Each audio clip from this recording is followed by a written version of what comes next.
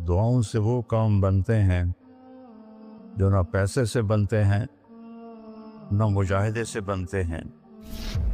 मुझे पता नहीं कि अल्लाह ने ये सारा निज़ाम मेरे साथ क्यों चलाया, कैसे चलाया।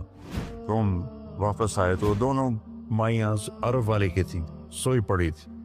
मैंने कहा अम्मा जी उठो, थोड़ा घर वेख आया, तुम ले जाना। तुम में से एक एकदम वे बेटा तेनों आओ, वो तेनों रब अपने सोने दिया ज़ियारतां कराई रखे। मैंने बेगम से कहा बेगम ये दुआ कबूल हो गई। 90 से लेकर आज तक बिला नागा मेरे रब ने मुझे अपने घर बुलाया। लिहाजा मैं उसके सामने ऐसे मुंह करके खड़ा हो गया। वो ऐसे दुआ मांग रहा था, मांगते उसने जब ऊपर नज़र उठाई तो मुझे देखा, तो उसने ऐसे भी नहीं किया, उठे ही हाथ छड़े दौड़ के मेरे पास आया। कहने लगा मौलाना तुहानू पता मैं की दुआ कर रहा। मैं कहा मैं कोई नजूमिया जो इन्हों पता लगे हुए। कहने लगा मैं ये दुआ कर रहा, या अल्लाह मौली तारिक जमील को अम्मा की दुआ लगी हुई है, वो ज़रूर आया होगा हज पर, वो जहाँ भी है मुझे मिला दिया। क्या ये मेरे अल्फाज ख़त्म हुए तो तू सामने खड़ा था।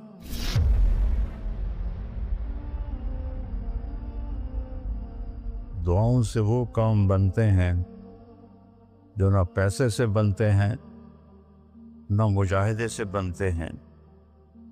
मुझे पता नहीं कि अल्लाह ने ये सारा निज़ाम मेरे साथ क्यों चलाया, कैसे चलाया। ये एक वाक़या की तरफ मेरा जहन जाता था।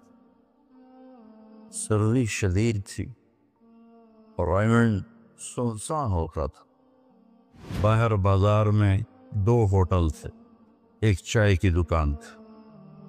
तो मैं बरामदे में खड़ा था तो मेरे उस्ताद साहब रहमतुल्लाह अलैह मौलाना अब्दुल रहमान, उन्होंने करवट बदली किया। तो उनके करीब दूसरे उस्ताद लेटे हुए थे, मौली अहमद बटला साहब। कहने के मौलाना क्या हुआ? कहने के सर में बहुत दर्द था।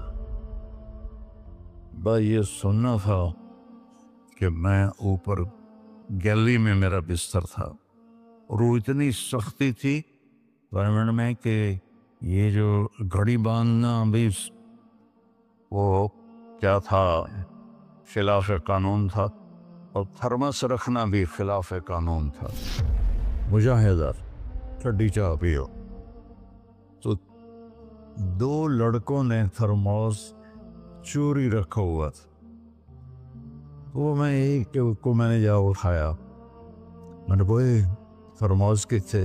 कहता वो पड़ा हुआ है, वो पड़ा। तो मैंने उसे उठाया, बगल में डाला और मैंने बाजार की दौड़ लगा दी। 10 बज रहे थे और 10 बजे सन्नाटा, 250-300 का तो मजमा होता था रायमंड। मैं कहा या अल्लाह कोई दुकान खुली हो, या अल्लाह कोई दुकान खुली हो। तो मैं नंगे पाँव, दिसंबर का महीना था, मैं नंगे पाँव दौड़ा और मैंने देखा तो वो चाय की दुकान का दरवाज़ा बंद था और रोशनी आ रही थी। मैंने कहा ये लगता खुली हुई है। तो मैंने उसके किवाड़ ऐसे किए तो वो खुल गया। तो आगे वो दुकान वाला, उसका नाम था अनवर मुल्तानी रहमतुल्लाह। ये मैं आपको बता रहा हूँ 73-74 की बात। तो वो बैठा हुआ था। मैंने कहा भाई अनवर चाय बनानी है। कहा भाई मैं तो औरंग भाई मैं तो थका हुआ हूँ, ये दूध पड़ा है खुद ही बना दे।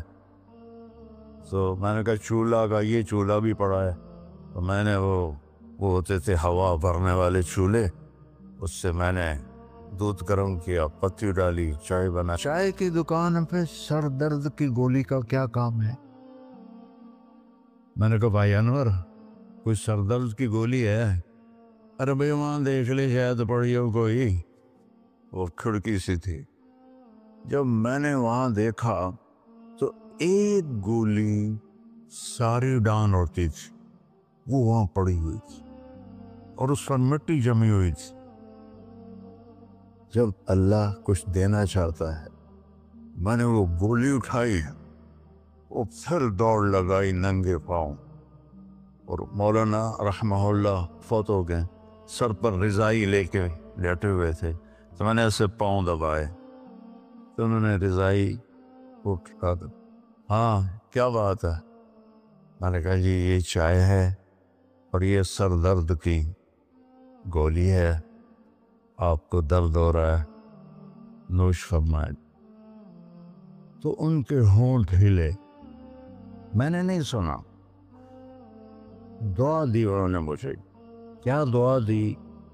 وہ خود فرماتے تھے کہ طارق جمیل کی قبولیت میری دعا سے ہے، اور ایک میرے ساتھی تھے مولوی خورشید کی قبولیت میرے ڈنڈوں کی وجہ سے، اس کی پٹائی بہت کی تھی انہوں نے، تو میرے بارے میں فرماتے تھے کہ یہ میری دعا کا اللہ نے اس کو سلا دیا ہے۔ تو انہوں نے بے ساختہ مجھے دعا دی، انہوں نے سنی نہیں، چائے پلائی، گولی کھلائی، اللہ نے کیا سے کیا کرتے۔ میں اپنی بیگم پھوپھی رحمۃ اللہ علیہ، والدہ رحمۃ اللہ علیہ کے ساتھ حج پہ گیا، ان کو لے کر میں باہر نکلا تو دو بوڑھی عورتیں بیٹھی تھیں۔ میں کہا اماں جی کیوں بیٹھی ہو؟ کہ پوتا راہ بھول گئی ہیں۔ اب میرا بھی وہ دوسرا حج تھا، مجھے بھی مدینہ کا حدود اربا پتہ نہیں تھا۔ میں کہا کوئی ہے تھوڑے کول کارڈ؟ انہوں نے کہا اے کارڈ ہے۔ میں کہا چا آ جاؤ، اور دونوں چل پڑی۔ مجھے ایک عرب ساتھی نے پورا گھر دے دیا ہوا تھا۔ جو دروازے پر پہنچے تھے ایک اور کھانے لگی، نہیں میں نہیں جانتی۔ وہ کرنے کے دیکھ کے نا شور شریف لگتا ہے، کوئی ایڈی وڈی گل، آ جا آ جا۔ وہ دہا کو لے کے میں نے اپنی بیگم سے کہا کہ ان کو کھانا کھلاؤ، اور وہ کارڈ لے کر میں اپنے ایک دوست کے پاس گیا، وہ جو جس کا گھر تھا۔ میں نے کہا اٹھو دکان سے اور یہ پتہ تلاش کروا۔ تو ہم دونوں گاڑی میں بیٹھے اور گھومتے گھومتے گھومتے کوئی آدھے گھنٹے کے بعد ہم نے وہ بلڈنگ تلاش کری۔ تو ہم واپس آئے تو دونوں مائیاں عرب والے کی تھیں، سوئی پڑی تھی۔ میں نے کہا اماں جی اٹھو، تھوڑا گھر ویکھ آیا، تو لے جانا۔ تو ان میں سے ایک دم اے بیٹا تینوں رب اپنے سونے دیا زیارتاں کرائی رکھے کرائی رکھے کرائی رکھے۔ میں نے بیگم سے کہا بیگم یہ دعا قبول ہو گئی۔ 90 سے لے کر آج تک بلا ناغہ میرے رب نے مجھے اپنے گھر بلایا۔ ایک 94 کا حج نہیں ہوا کہ وہ میری انگلینڈ تشکیل ہو گئی تو میں وہاں چلا گیا، پے در پے حج عمرہ حج عمرہ حج عمرہ حج عمرہ۔ یہ 3 سال کووڈ کے جو آئے تھے نا وہ ناغہ ہے۔ تو میں ہمیشہ کہتا تھا کہ اماں دی دعا۔ اب ایک مزیدار قصہ سنا کے پھر نماز پڑھنی میں طواف کر رہا تھا تو میری نظر پڑی جواد وسیم پر، وہ مقام ابراہیم پر نفل پڑھ کے نا بیٹھ کے دعا مانگ رہا تھا۔ تو میں وہاں کھڑا ہو گیا، میرے ساتھی نے کہا طواف پورا کرنا بھی ہے۔ میں کہا پتہ نہیں اٹھ کے کتنے چلا جاوے، لہٰذا میں اس کے سامنے ایسے منہ کر کے کھڑا ہو گیا۔ وہ ایسے دعا مانگ رہا تھا، مانگتے مانگتے مانگتے اس نے جب اوپر نظر اٹھائی تو مجھے دیکھا، تو اس نے ایسے بھی نہیں کیا، اتھے ہی ہاتھ چھڑ دے، دوڑ کے میرے پاس آیا، کہنے لگا مولانا تمہیں پتہ میں کی دعا کر رہا ہوں؟ میں کہا میں کوئی نجومی ہے جو انہوں پتہ لگے ہوئے؟ کہنے لگا میں یہ دعا کر رہا، یا اللہ مولی طارق جمیل کو اماں کی دعا لگی ہوئی ہے، وہ ضرور آیا ہوگا حج پر، وہ جہاں بھی ہے مجھے ملا دیا۔ کہ یہ میرے الفاظ ختم ہوئے تو سامنے کھڑا تھا۔ تو اس میں آپ کو دعائیں ملیں گی بڑی زبردست۔ اللہ اپنے فرائض پورے کرو، نماز میں ناغہ نہ ہو، کسی کے لیے دل میں نفرت نہ رکھو، آپس میں اگر صحیح چلنا ہے تو ایک دوسرے کی غیبت نہ کرو، برائی نہ کرو، تو پھر انشاءاللہ نسلوں تک اللہ ہمارا یہ کام چلائے گا۔ میں روزانہ مانگتا ہوں یا اللہ اس کو صدیوں پر لے جا، یہ نہیں کہ میں چلا جاؤں تو کام ختم ہو جائے، یا اللہ اس کو صدیوں پر لے جا، تیرے لیے کیا مشکل۔